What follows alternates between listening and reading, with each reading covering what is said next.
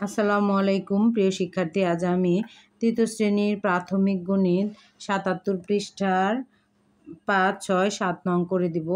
তো আগের ভিডিওতে অর্থাৎ গতকালকের ভিডিওতে আমি ২, ৩, ৪ করে দিয়েছি। আজকে আমি ৫, ৬, ৭ করব। তো দেখো কিভাবে করব আমরা। ৫ নংয়ে কি আছে দেখো, হেলেন একটি ১০৪ মিটার লম্বা ফিতার ১৩ ভাগের ৫ ভাগ তার ছোট ভাই রিফাতকে দিল। রিফাত কত মিটার ফিতা পেল? তাহলে দেখো, একটা ফিতা লম্বা হচ্ছে ১০৪ মিটার। সেই ১০৪ মিটার ফিতার ১৩ ভাগ করা হয়েছে, সেই ১৩ ভাগের ৫ ভাগ হচ্ছে তার ছোট ভাই রিফাতকে দিল। তাহলে রিফাত কত মিটার ফিতা পেল? তাহলে দেখো আমরা কিভাবে করব। এখানে আমরা দেখো কিভাবে করব আমরা। ১৩ ভাগে ফিতা আছে ১০৪ মিটার, সুতরাং ১ ভাগে ফিতা আছে। তাহলে ১৩ ভাগে যদি ১০৪ মিটার ফিতা থাকে, তাহলে ১ ভাগে অবশ্যই কম হবে। কম হলে আমাদের কি করতে হবে? ভাগ করতে হবে। ভাগ চিহ্নটা তোমরা কিন্তু এখনও, যেমন এইখানে ৮ ঠিকই লেখো, এখানেও ভাগ ঠিকই করো, কিন্তু চিহ্ন দিয়ে রাখো গুণ।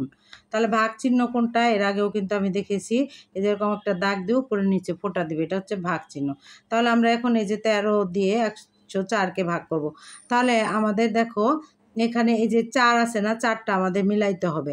যেমন ৩ একে ৩, ৩ দুগুণে ৬, ৩ তিরিক্ষে ৯, ৩ চারে ১২, ৩ পাঁচা ১৫, ৩ ছয় ১৮, ৩ সাতটা ২১, ৩ আটা ২৪। তাহলে ২৪-এর ৪ হাতে কত? ২, তারপরে ৮ একে ৮, ৯, ১০। তাহলে এই যে ৮ দিয়ে যদি আমি গুণ করি তাহলে ১০৪ হয়। তাহলে ৮ দিয়ে গুণ করলে ১০৪ হলো। এখানে কত হলো? তাহলে ১ ভাগে ৮ মিটার ফিতা আছে, ৮ মিটার।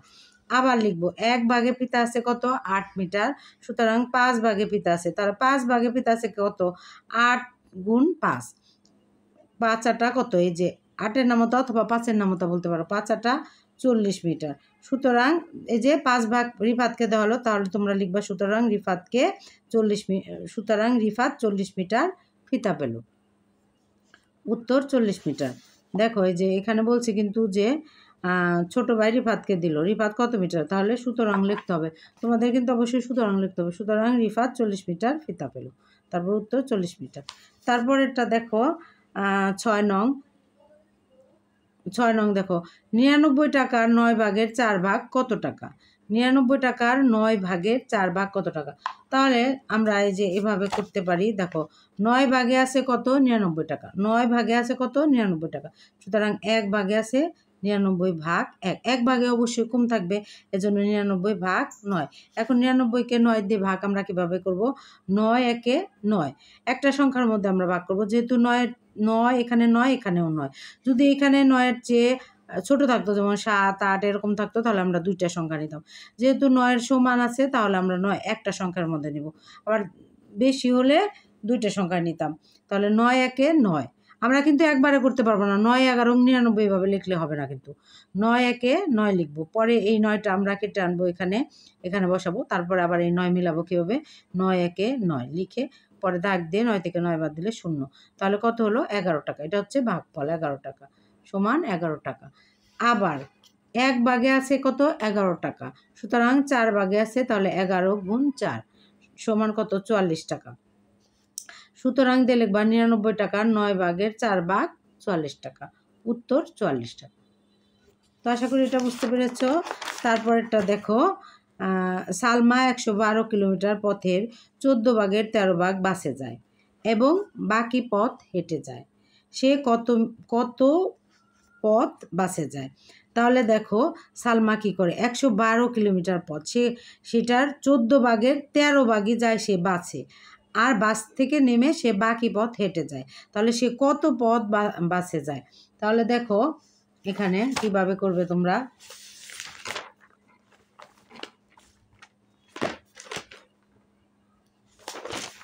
দেখো এখানে আছে ১৪ ভাগ পথের দৈর্ঘ্য কত? ১১২ কিলোমিটার। দেখো ১৪ ভাগ পথের দৈর্ঘ্য ১১২ কিলোমিটার। সুতরাং ১ ভাগ পথের দৈর্ঘ্য কম হবে। কম হলে অবশ্যই ভাগ, তো ভাগ চিহ্নটা আমাদের কিন্তু অবশ্যই চিনতে হবে। ১১২ ভাগ ১৪, তারপরে এখানে আমরা কিলোমিটার লিখব।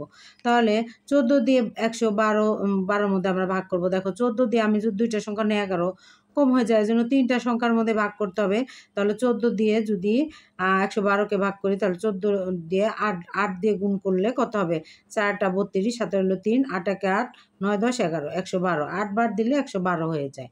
তোমরা গুণ করে করে দেখবে, অথবা 14 নামতা তোমরা শিখবে, শিখে 8 14 112, 8 কিলোমিটার। তাহলে 1 ভাগ পথের দৈর্ঘ্য কত? 8 কিলোমিটার। আবার 1 ভাগ পথের দৈর্ঘ্য 8 কিলোমিটার, সুতরাং 13 ভাগ পথের দৈর্ঘ্য 13 গুণ 8, 13 গুণ 8, তাহলে 13কে 8 দিয়ে গুণ করলে 8-এর নামতা বলি, 3 8 24, 7 হলো 2, 8 একে 8, 8 2 8 9 10, এই যে 10, 104 সমান 104 কিলোমিটার। সুতরাং সালমা 104 কিলোমিটার পথ বাসে যায়। এই যে বলছে না যে 13 ভাগ, 13 ভাগ কই, 13 ভাগ বাসে যায়, তাহলে 13 ভাগ মানে কি?